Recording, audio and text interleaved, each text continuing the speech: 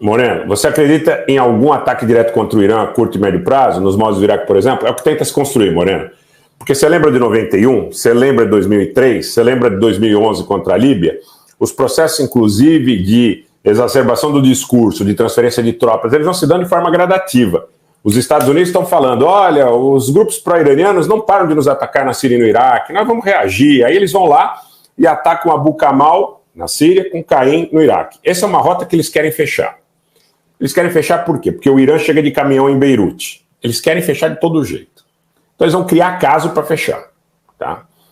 Porque é o único espaço onde o Irã chega em Beirute e, de alguma forma, a China chega em Beirute. Porque a China chega por intermédio do Irã em Beirute. Tá? E por isso aquele acordo gigantesco entre a China e o Irã. Tá? Quando os Estados Unidos atacam o Irã, eles não estão atacando o Irã.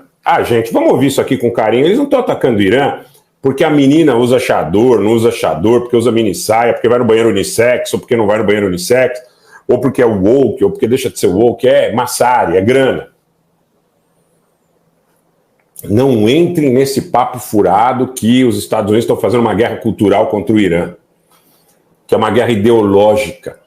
Essas guerras, elas não são culturais e não são ideológicas em nenhuma instância. O dinheiro não vê absolutamente nada disso. O grande capital transnacional não quer saber se o cara pinta o cabelo de azul, se ele sai com homem, se ele sai com mulher, se ele não tem nenhum interesse em saber. Não interessa, isso aí é grana.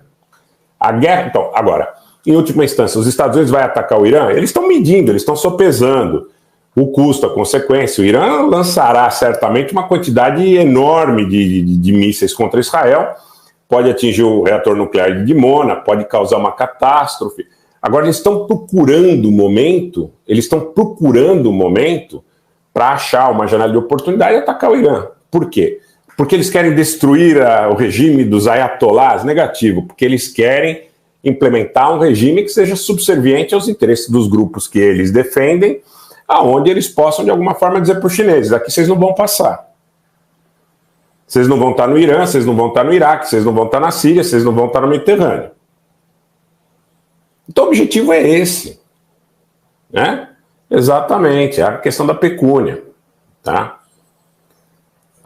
O objetivo é esse. Agora, a questão do discurso, o Ayatollah está perguntando aqui, né? A questão do discurso do Sayed Hassan Nasrallah, Hezbollah. Hezbollah, de alguma forma, é um proxy do Irã no Líbano. É um fato, né? Isso é um fato.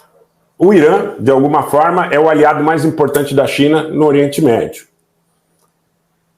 E o Hezbollah pode criar dificuldades para Israel? Pode, dificuldades muito sérias. Só que também precisa sopesar o fato de, eventualmente, o Hezbollah criar enormes dificuldades para Israel, levar Israel a ter milhares de perdas, infraestrutura industrial, de novo, o reator de Dimona, o aeroporto Ben Gurion, né? Sabe, tudo isso pode ser suscetível ou vulnerável aos ataques do Hezbollah. Mas ele precisa sopesar também o fato que há um risco de que, se o Hezbollah causar grandes danos a Israel, os Estados Unidos e Israel possam promover um ataque nuclear contra Teherã. Ouçam o que eu estou falando aqui. E os líderes do Hezbollah e do Irã não são bobos. Eles não são bobos. Eles sabem o que eles estão fazendo, eles sabem em que terreno eles estão pisando. Eles sabem com que eles estão lidando. Então, o Hezbollah pode causar problema para Israel muito sério, mas muito sério. Pode causar destruição, pode causar um número de mortes muito grande, pode causar problemas muito sérios para Israel, pode. Mas o Irã pode pagar uma conta muito alta, que pode ser, inclusive,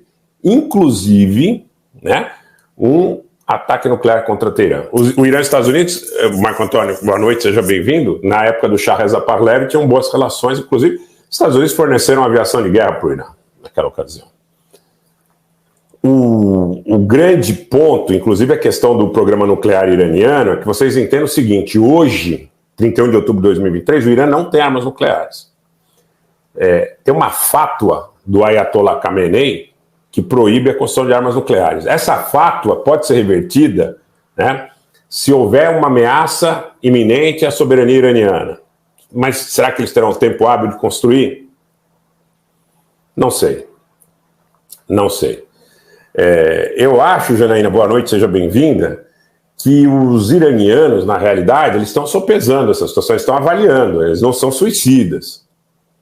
Eles não são suicidas, eles têm uma belíssima capacidade militar, eles têm uma belíssima capacidade, inclusive, desenvolvida nos últimos anos no mundo diplomático, uma indústria crescente, eles têm uma série de predicados que precisam ser levados em conta.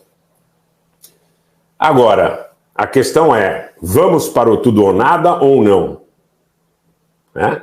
E claro que eles vão avaliar isso milhares e milhares e milhares de vezes, tá certo? Porque o movimento que os Estados Unidos faz de transferência de armas para o Oriente Médio é um movimento de armas que também busca uma janela de oportunidade. Então esse é um jogo de xadrez onde um busca o mínimo erro do outro.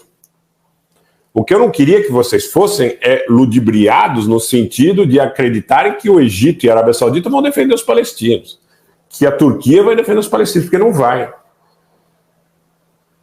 O Irã, circunstancialmente, pela questão do Hezbollah, pela questão do presidente sírio Bashar Assad, pela questão da disputa de poder no Iraque, pela questão da influência chinesa, pela questão do Iêmen, do Mar Vermelho, o Irã pode sim ser um contraponto aos Estados Unidos e a Israel, e é um contraponto aos Estados Unidos e a Israel, e é respeitável. Agora, existe um negócio aí nesse processo todo que chama-se uma política de equilíbrio pautada no poder de dissuasão.